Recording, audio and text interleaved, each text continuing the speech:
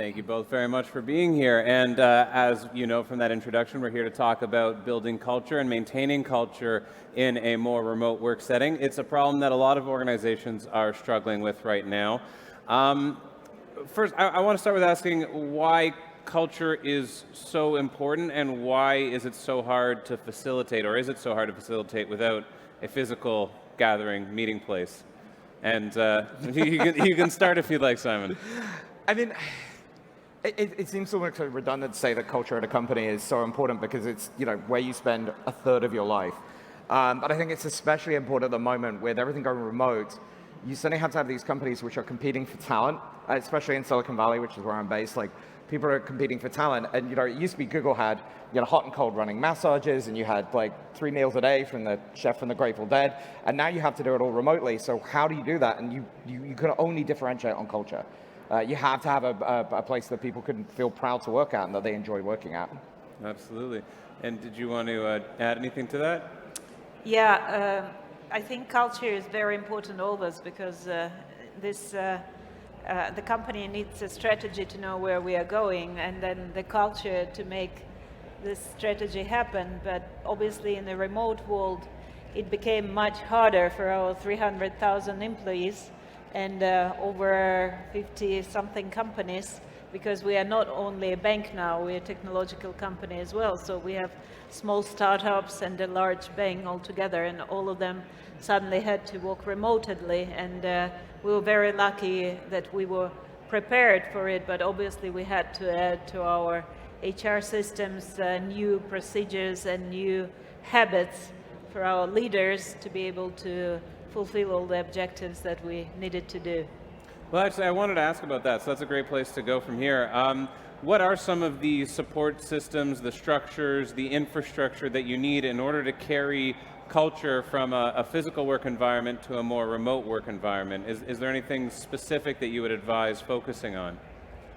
Well, I think you would probably be surprised if I told you that not only we didn't lay out people during the pandemic year, we hired more than 30,000 people. And we had to do it all remotely. So from the first contact, from finding the candidates to pre-boarding, explaining them what is going to happen on the first day of their work. And as we all know, the culture builds from the very first contact with the organization, the first talk with your future employer, and then your first day, first week, first month are the most important ones. So we created a special app for onboarding our employees, and we created a system of buddies that we sort of had informally, but now they became very formal, and they had to check on the person every day. How are you doing? What's going on? Are you finding it clear? And obviously we explained like what Sberbank is about, why we are talking about this diversified ecosystem and not only about banking, how to find yourself in the organization, how to connect to the right people. We involved our top managers into the first meetings with the employees to build them, to help them to build their network connections. So I think people found it surprisingly good. And I can tell you that before the pandemic, we had the satisfaction index on onboarding process around 70%, but it became 91 in pandemic. Wow. So, and of course we had to go on with learning and everything else. Yeah, absolutely. Well, congratulations. So you hired 30,000 people over the course of the pandemic, and I believe you also acquired a company over the course of the pandemic. How do you facilitate culture among staff that have never met in person? Is it as big of a challenge as it sounds? Yeah, and we've always been about 30% fully remote and 30% remote in distant offices and like offices away from the main mothership in San Francisco. And it actually felt like a very similar problem. We've got these offices, the culture in London, in the London office, the culture in the Tokyo office, even the culture in the New York office, they have to feel like they're part of the mothership. They have to feel like they are connected to us, but they've also got to have their own culture as well. Like the after-work culture in London is very, very different from the after-work culture in Tokyo or something. So when we brought this new company on board, a company called Signal Science, like we had really close relations. We'd known them. They were it's a pretty small industry, but there's these people who'd be building their own company. They're incredibly proud of this, and they're sort of joining our company. So we had to make sure that they felt welcome, but also that we didn't sort of subsume their culture and just like kind of stamp it down. They had to have their own culture, and that felt like a very similar problem. Well, something that you're alluding to, I want to ask about more directly. It's this idea that culture has to be flexible, but it also has to be dictated somewhere. There has to be an idea of what this company culture is in a concrete way, but it also has to be flexible enough to meet the needs of different offices, different employees, different situations, whether you're remote or in person. How do you create sort of the guardrails on culture to make it consistent no matter where your staff are and how they work, but still flexible enough to meet their day-to-day needs and their realities of how they work? And I'll let either one of you jump in on that. Simon, if you want to start. It's one of those things where you have to work really, really hard, but make it seem like you're not working really hard.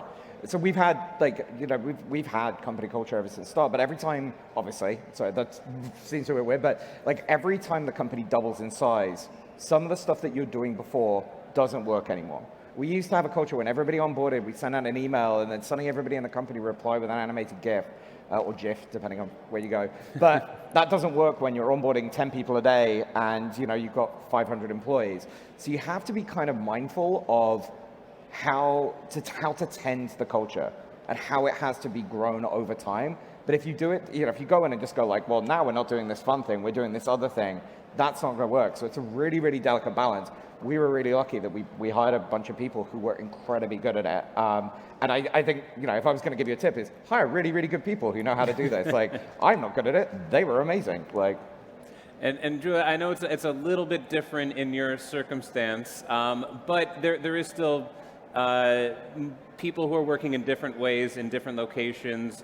Is there a similar challenge in creating a consistent culture across the entire workforce, but also one that is flexible enough to meet the needs of the individual departments, offices, and individuals themselves?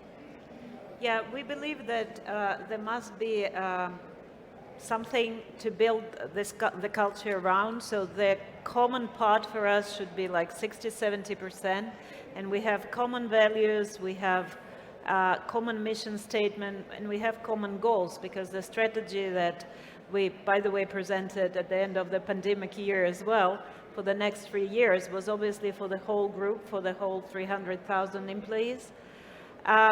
In terms of later on diversifying, obviously a startup company which is delivering food in our ecosystem, or wonderful devices that you could see presented at our stand at the Web Summit, they have different subcultures, but still they know that this is the big goal, this is how they contribute to it, and this is how we expect the team leaders to be, because I think in the pandemic we saw that the role of the product manager or the team leader is not only to make a good product for the customers, to make sure that the team is all right. And we actually introduced things like, I don't know, courses for good parenting, because we saw people struggling with suddenly being at home and have to deliver on the work goals, but also manage the schooling of their kids.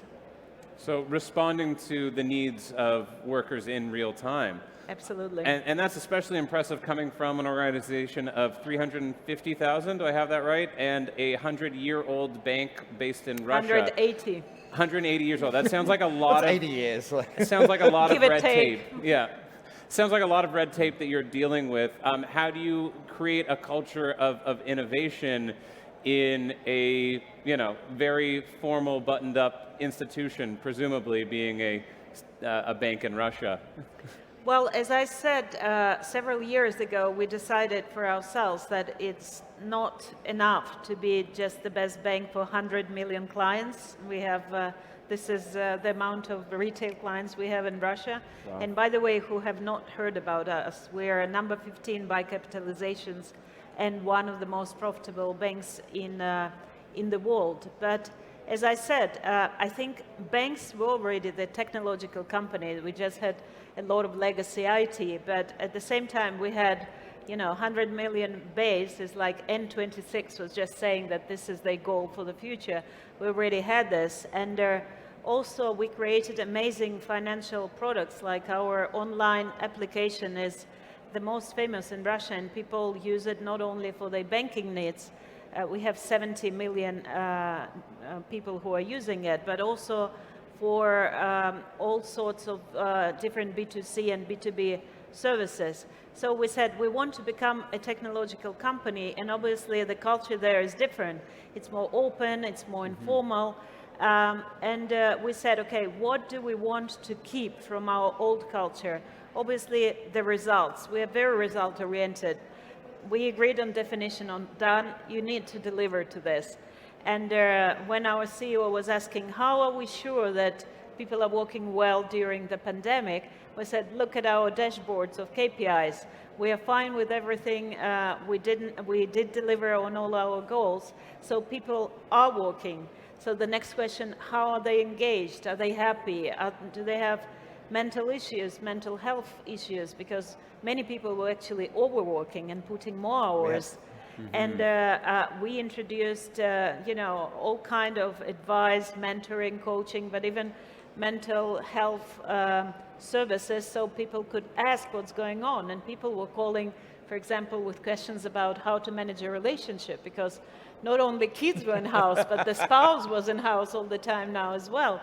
So it's a lot of communication, a lot of answering to the people's needs, and also a lot of top management example.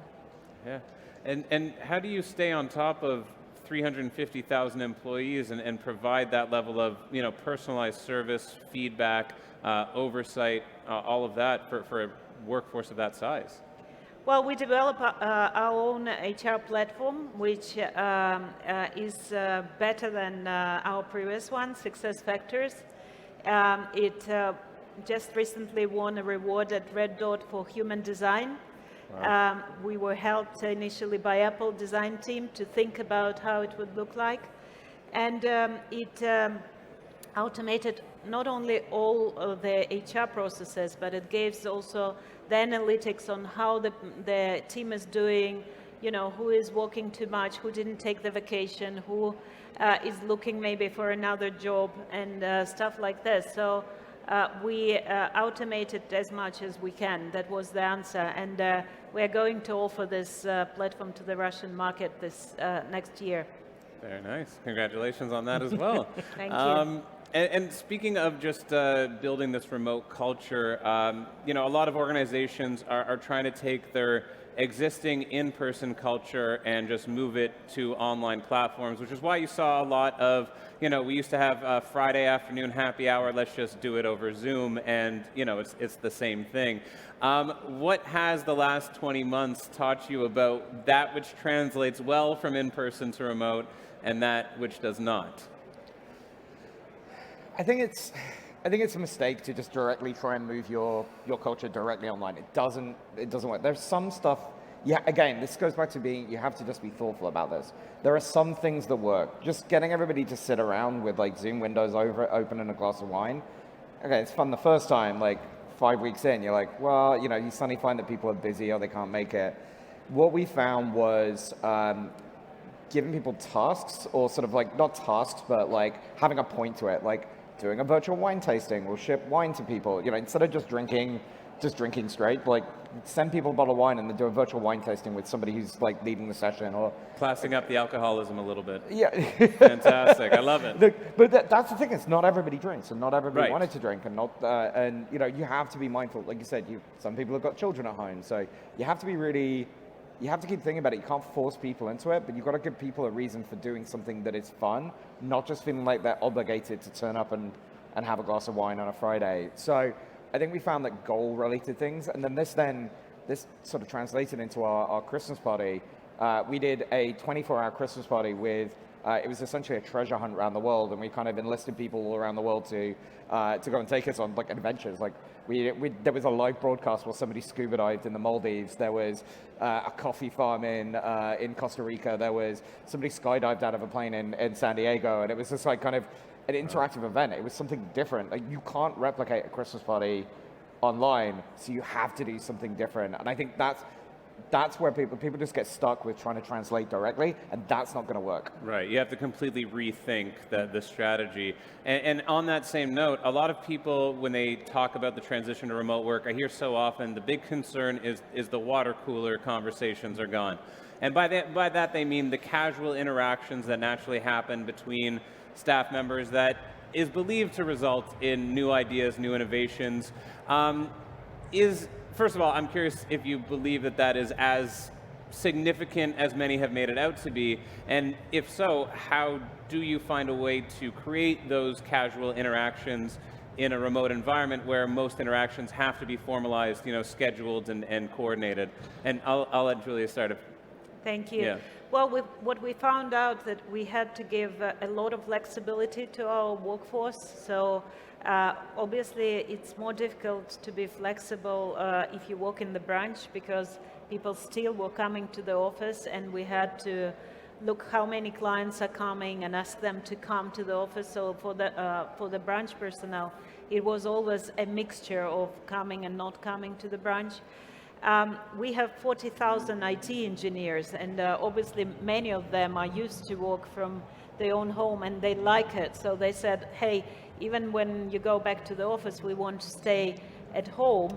But there are moments that you need them to come to the office. And for example, then we were developing this HR platform last year. I remember that after lockdown in June, I went to the head of IT or HR platform and said, look, Guy, I need you into the office. We start to fall back on the creative ideas. We start to fall back on some team's execution. And said, well, yeah, are you sure?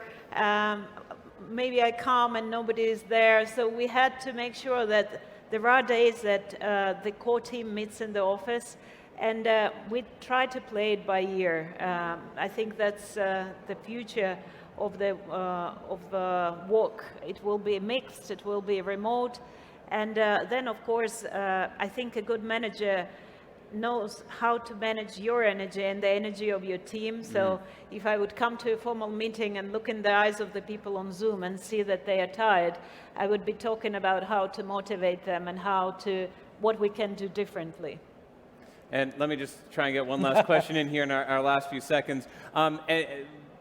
Based on your description of how the workforce is being structured now, I think a lot of people would be fearful that having some in-office and some remote, especially if they're on the same team, might create a two-tiered class system where the people who are in person are getting more attention, more direct time with their supervisors and managers.